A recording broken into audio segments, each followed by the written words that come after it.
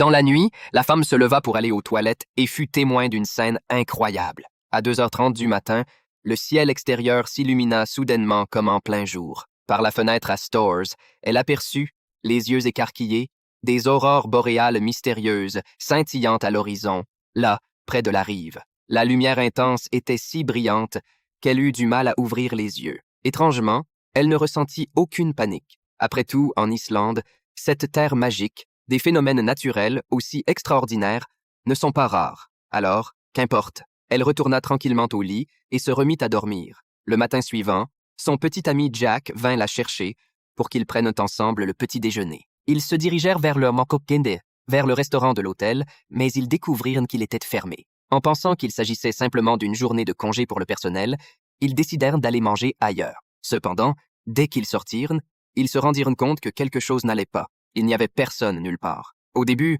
Jack supposa que c'était dû à un jour férié, peut-être que les gens restaient chez eux ou sortaient plus tard. Pourtant, plus ils s'enfonçaient dans la ville, plus la situation devenait inquiétante. Chaque rue, chaque magasin était désert. Même la place de la ville, habituellement animée, était étonnamment silencieuse. Cette étrange vacuité les plongea dans un malaise profond.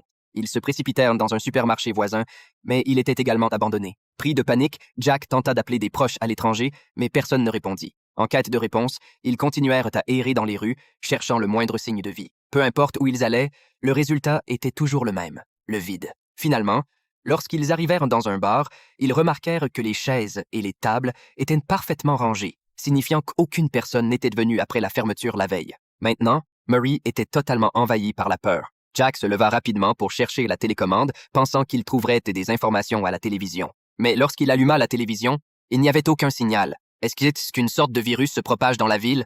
Demanda-t-il à voix haute.